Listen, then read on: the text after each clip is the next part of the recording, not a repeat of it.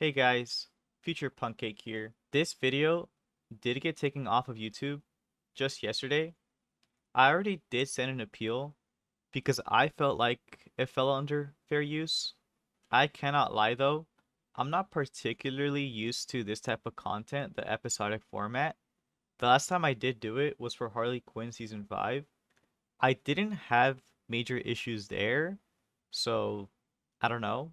The way it works is these massive companies have an episode master and they send these to YouTube, Instagram, and Twitter.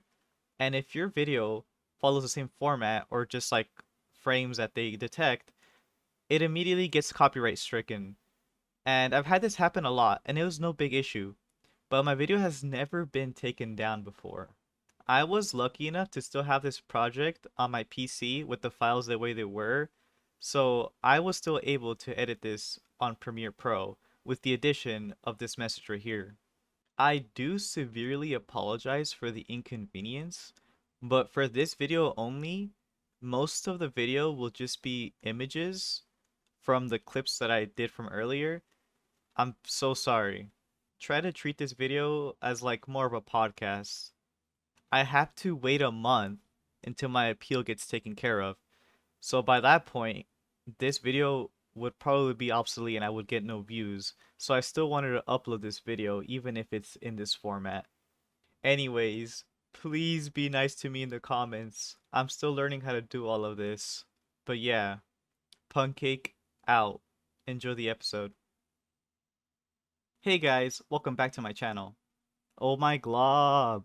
It's finally here! Fiona and Cake Season 2 has officially debuted on Max, and it's just as exciting as ever. There's a lot of stuff to unpack here from this episode, so let's jump in. If you're new to our channel, how's it going? My name is Punkcake Yoshi, and in my Season 2 video for Fiona and Cake, I did mention if this would be a format that you guys would want to see for Fiona and Cake Season 2. And honestly, there's a lot we have to discuss here. Also, stick around till after the breakdown because there was a massive interview that Adamito had with AM. It talked about the future for Season 2. To start us off, the episode title is called The Hare and the Sprout. No doubt a reference to the tortoise and the hare, Fiona being the bunny and Huntress Wizard being the sapling. Comment down below what you guys think the metaphor is here, but if I were to juxtapose their arcs this episode, it seems like Fiona is rushing through the motions of life in order to please the people in her life and her fans, while Huntress Wizard was too slow to notice what was going on with Finny. The title card and end credits art features this Alice in Wonderland vibey art style. I love it so much. I hope the rest of the episodes feature unique art styles. The episode starts in Marceline's house, where Astrid narrates the events of Season 1 and Fiona and Cake in general to Simon and the gang. Last time Simon saw him was during the events of Season 1, and he lets Bubble and Marcy know that he's spending time with Huntress Wizard. Nosy little Marceline wants to know if they are together. Fiona wakes up to DJ Flame playing some bops on her BMO alarm clock. We'll talk more about him in a second. Fiona turns on her TV to a bunch of cartoon versions of popular sitcoms and some anime, or a cartoon-inspired one of a badass warrior. Also, girl, clean your room. You got snails all over the place. Cake lives across the rooftop of Fiona. Since she now has a newfound consciousness, I'm sure she wants to live her best life. Then, we get the awesome intro sequence of Fiona and Cake Season 2, looking freaking awesome. Some cool guitar riffs, and a lot of cool visuals. Fiona goes about her day, making posters and gathering supplies for Gary's new sweet shop. Then, Queenie stops them in their tracks and threatens her. She ends up playing a major part in this episode. They stop by Mcron's supply store, which is their universe's version of Lady Rainicorn. He looks to be an alt-looking man that is selectively mute, a play on lady not being able to speak the same language as most people in OO. A lady drops by. Don't know who she's supposed to be referencing, but she kinda looks like Billy. Y'all can let me know if you have an idea. Fiona wins the fight with her. Simon calls Fiona. Kinda cool that the phone works interdimensionally. I wonder how that works.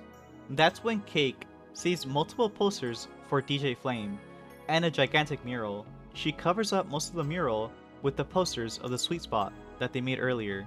It looks like either Fiona has already been in a relationship with DJ Flame, or Cake knows that Fiona has a crush on him and doesn't approve of her going out with him. Either way, DJ Flame seems to be bad news bears. Also, it is kind of funny that Flame Prince is a DJ here when she was a rapper in the original series. I love that they are almost opposites or altered versions of themselves. Simon pays respect to Choose Goose after the events of Wizard City and Fiona and Cake Season 1. If you guys don't remember, he had a whole villain arc and was a vital part of Simon opening the portal to Fiona's world. It seems like Simon is very remorseful for what happened to Choose Goose and feels guilty for his death.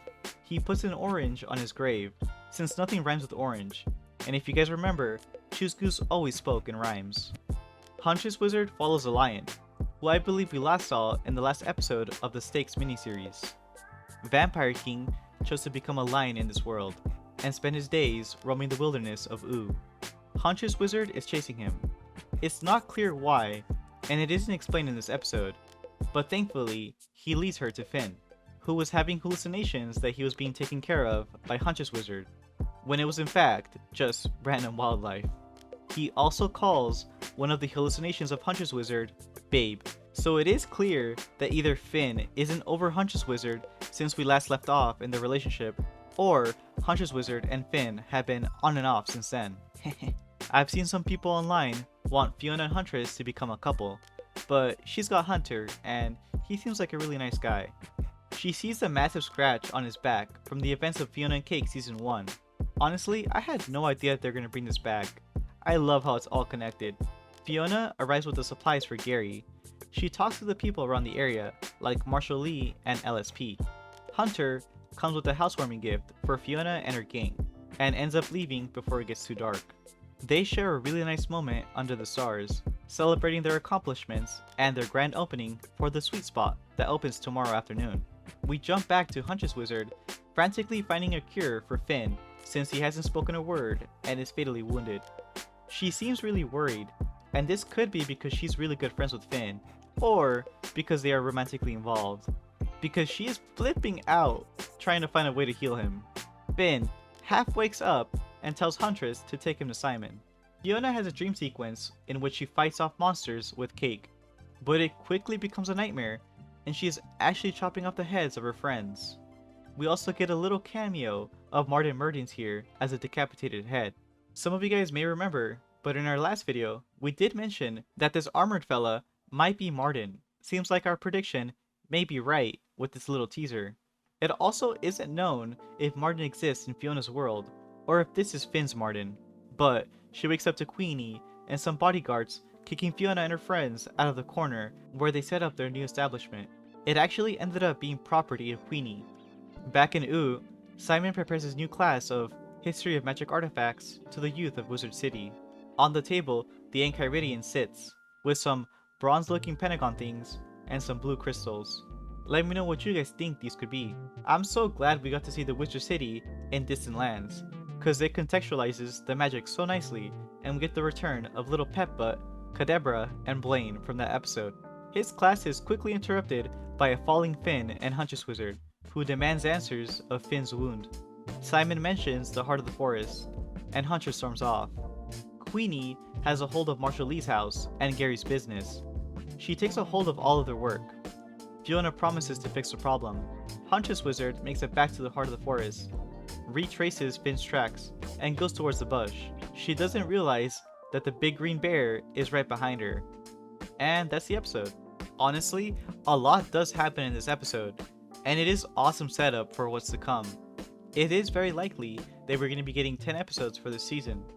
It kind of sucks that we're not going to get those really long seasons like in Adventure Time, but I think this is more suitable for the audience that Fiona and Cake is going for. But yeah, if you stuck around for the interview with Adam Muto, here's what we learned about Season 2 of Fiona and Cake. Adam Muto has been the showrunner for Fiona and Cake and the late seasons of Adventure Time for a very long time. In his direct words, he said, "I always try to find like one thing in each episode that I'm really excited to see. It might be something visual or something stupid like I want to see tiny chairs. I mean, arguably, there's no reason to see tiny chairs, but I want to include these weird things.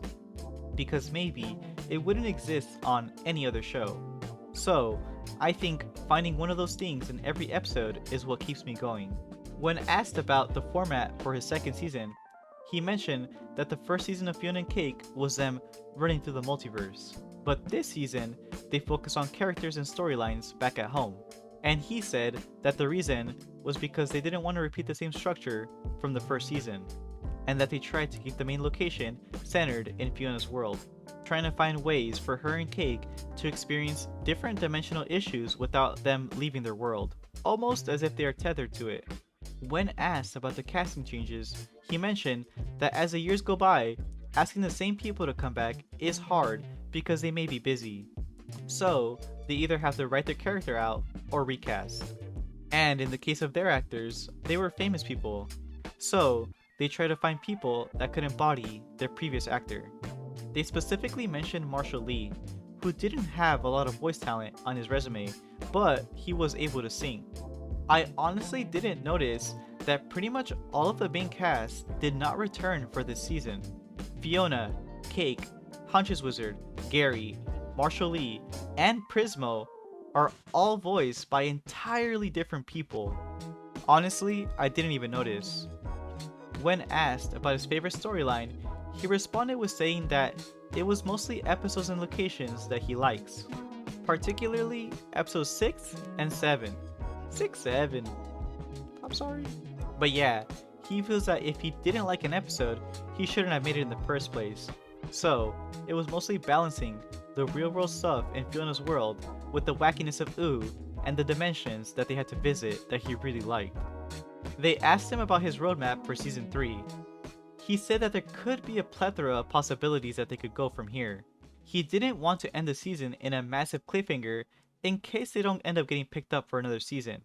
But he left seeds and threads down that wouldn't be too intrusive or dissatisfying if this were to be the final season.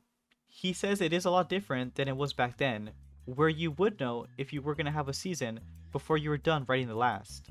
It does happen in some instances, but it's just way more rare now. So, here's to hoping, Fiona and Cake. I'm rooting for you guys. They asked him why does he think a lot of people around the world grew such a strong affection to these characters.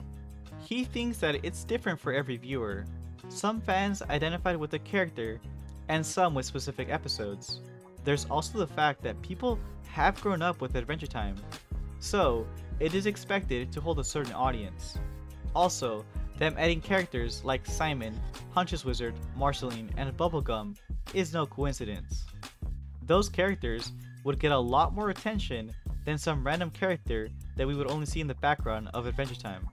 In his last question, they asked him how he handled the delicate balance of revisiting the lore of the past and exploring the new in this season. He responded that they initially treated the lore as a way to inform the characters, so they wouldn't have to repeat Simon being the Ice King or certain revelations that we've already made in the show.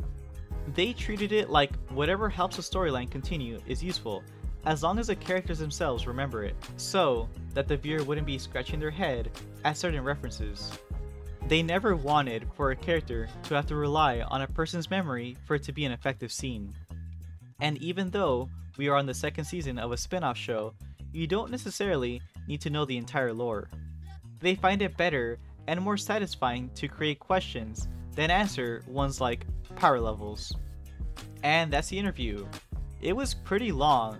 I'll link the rest of it in the description if you want to read the whole thing, but it covered how they really handled the season. Let's hope that this season does well so we get a season 3 of Fiona and Cake in a timely manner. But yeah, that's the breakdown and the interview. Let me know what you guys think down in the comments. Feel free to let me know if you guys noticed anything that I missed, or feel free to discuss the interview with Adam Muto. I'm really excited for more Fiona and Cake content. If you guys are too, be sure to hit that like button and subscribe. Remember, Cake is watching. Also, let me know if you guys want to see more of this content. I'd love to make it a weekly series. If you haven't already, hit that subscribe button. It's free and it helps the channel a tremendous amount. As always, my name's been Alberto, or Punkcake Yoshi. I'll see you guys next week. Bye bye.